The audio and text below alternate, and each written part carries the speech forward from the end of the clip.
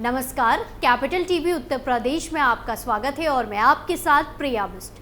वाराणसी में एक ही परिवार की 5 सदस्यों की हत्या के मामले में जांच जैसे जैसे आगे बढ़ रही है वैसे वैसे नए खुलासे हो रहे हैं। जहां पुलिस ने भतीजे जुगनू को हिरासत में लिया तो दूसरा भतीजा विकी अभी फरार है। पुलिस विकी को हत्या का मास्टरमाइंड मान रही है, तो वहीं राजेंद्र गुप्ता के एक किराएदार ने कई बड़े बड़े खुलासे किए हैं। देखिए रिपोर्ट।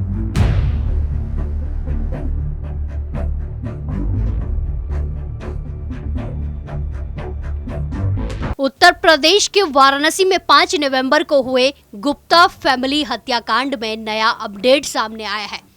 मृतक राजेंद्र गुप्ता के यहाँ 12 सालों से रह रहे किराएदार पंकज मिश्रा ने कई अहम जानकारियां सामने लाई हैं। इस केस में पुलिस को राजेंद्र गुप्ता के दोनों भतीजों पर शक है, जिनका नाम जुगनू और विकी है। विकी फिलहाल तो फरार है, जबकि जुगनू पुलिस की हिरासत में है। इस मामले को लेकर किराएदार ने बताया कि गुप्ता फैमिली हत्याकांड में क्यों विकी और जुगनू पर पुलिस को शक है। पंकज का मानना है कि जुगनू और विकी को राजेंद्र गुप्ता से नफरत थी। उसकी वजह ये थी कि राजेंद्र उन दोनों से जब भी कोई बात करता तो गालियां देकर करता था। हमेशा उन्हें माँ बहन की गालियां देता था, जो कि दोनों भाइयों को बिल्कुल भी पसंद नहीं थी। गर्मी के दिनों में छोटी छोटी तलती पर दोनों भाइयों को धूप में बांध कर मारता था। किराएदार ने आगे बताया कि बर्थडे जैसी छोटी छोटी खुशियों के लिए जुगनू और विकी तरस गए थे। यहाँ तक कि बड़ी बहन डॉली की शादी भी विकी और जुगनू ने मिलकर की थी। लाखों रुपए महीने की आमदनी होने के बावजूद राजेंद्र ने उनकी 1 रुपए की मदद नहीं की। समाज के दबाव में शादी में खड़े जरूर रहे, लेकिन इसके अलावा दूसरी कोई मदद नहीं की। आगे किराएदार ने बताया कि राजेंद्र दोनों भाइयों को संपत्ति से बेदखल करने की धौंस दिखाता था।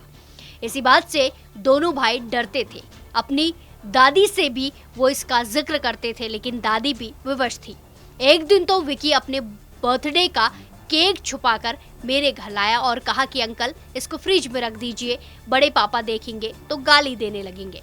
राजेंद्र गुप्ता का खौफ उसके परिवार के साथ 40 से ज्यादा किराएदारों पर भी था। नाम न बताने की शर्त पर एक अन्य किराएदार ने कहा कि राजेंद्र तुनक मिजाजी था और किसी से भी गाली देकर ही बात करता था। पुलिस सूत्रों के मुताबिक राजेंद्र की मां शारदा देवी ने बयान दिया है कि दिवाली के दिन विकी उनसे मिलने आया था और राजेंद्र को मारने की बात कर रहा था। शारदा ने उसे समझाया कि उसके पास बस एक ही बेटा है, इस तरह के ख्याल मन में नहीं लाए, मन से निकाल दो। दीपावली है, फिर गोदना है, उसके बाद छठ में राजेंद्र के बड़े जने के नाम से सूप चढ़ना है, केला का पूरा घोर चढ़ना है। 28 साल पहले जो हुआ वो बहुत दुखद और लेकिन अब जीवन में आगे देखना है। शारदा देवी ने इस बात की भी तस्दीक की है कि वो 28 साल पहले हुए अपने माता पिता की हत्या का बदला लेना चाहता है। शारदा देवी के समझाने के बाद विकी चला गया। गली के ही रहने वाले एक व्यक्ति ने दीपावली के दिन विकी को 2 अनजान लोगों के साथ देखा था।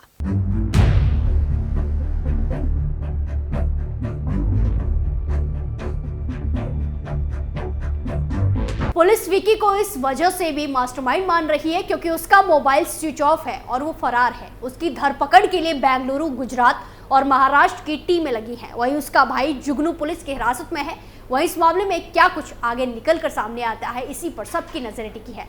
इस पूरे मामले में आपकी क्या राय है, कमेंट कर जरूर बताएं। बाकी तमाम खबरों के लिए देखते रहिए कैपिटल टीवी उत्तर प्रदेश। नमस्कार।